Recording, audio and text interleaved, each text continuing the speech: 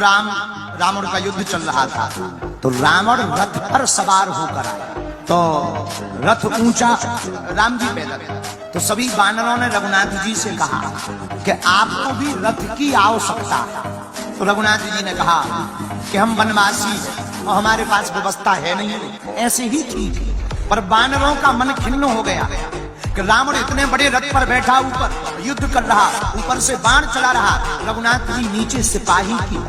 वानरों के मन के खिन्न को देखकर हनुमान जी बोले, सरकार अगर आपकी आज्ञा हो तो इन वानरों को आप प्रसन्न कर सकते हो। राम जी बोले कैसे?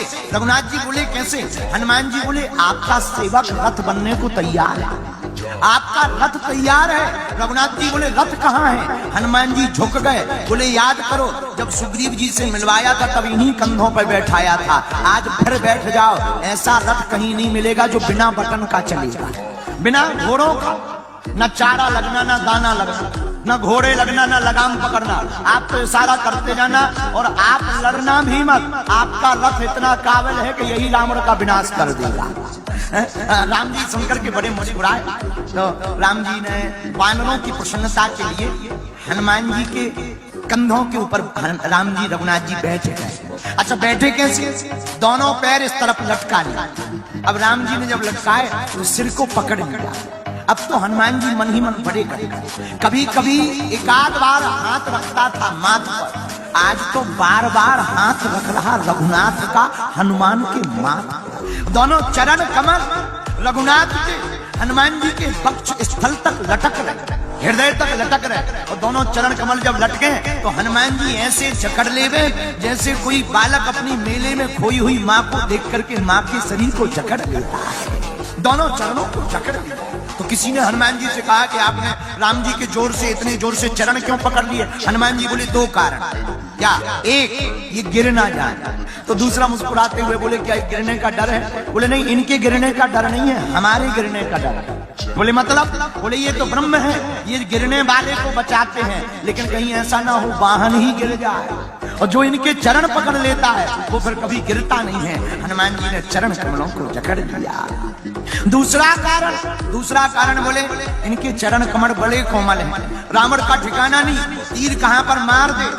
और हनुमान जी का अंग, हनुमान जी का देह वज्रांग देह है, वज्र की तरह है।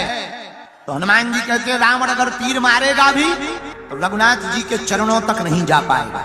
और हुआ भी यही, रावण ने बहुत तीर चलाए पर हनुमान जी के हाथों में लगकर ऐसे मुड़ करके वो तीर गिर गए हों जैसे किसी भारी भरकम पहाड़ की शिला से टकरा गया।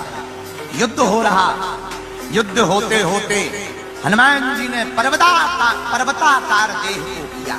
जब पर्वताकार देह को किया तो रावण नीचे हो गया, राम जी ऊपर। तो पहले रावण ऊपर था, राम जी नीचे थे। ये वाहन का कमाल है, जो व्यक्ति बड़ा ऊंचा वाहन पकड़ लेता है वो 1 मिनट में दुश्मन को नीचे कर देता है, खुद ऊपर हो जाता है। ये साधन का कमाल। हनुमान जी ऊपर हो गए, पर्वताकार देह धारण की। अब राम जी ऊपर से तीर मारे। रावण का दिमाग खराब। रावण का दिमाग खराब क्यों? रावण को लगा एक यही बंदर है जिसने हमारे पूरे खेल को बिगाड़ रखा है।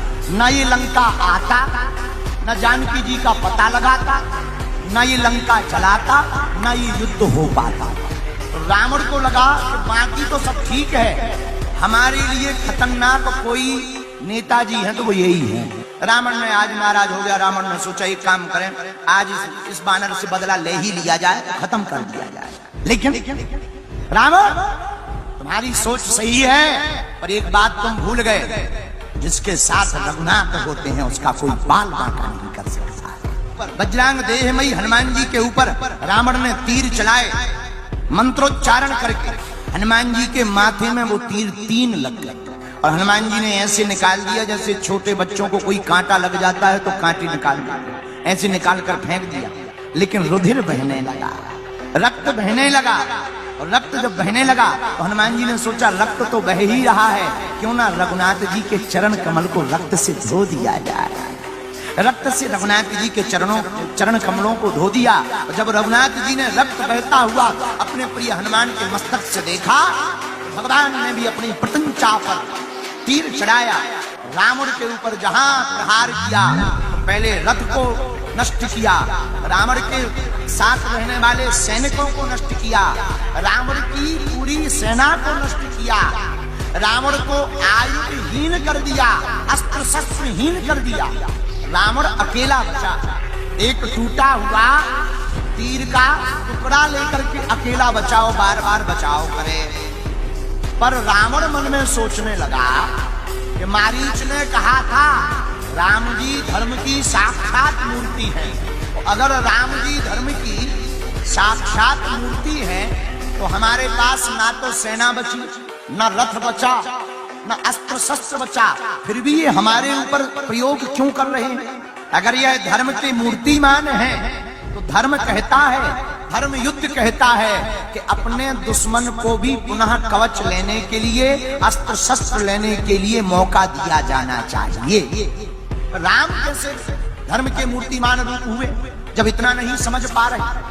तब रावण विद्वान तो था ही, रावण को समझ में आया कि हमारे हाथ में ये जो टूटा हुआ तरकस है, तीर है, यही पूरा खेल बिगाड़ रहा, इससे हम अपना बचाव कर रहे हैं। तो राम जी को लग रहा है कि अभी ये लड़ने को तैयार है।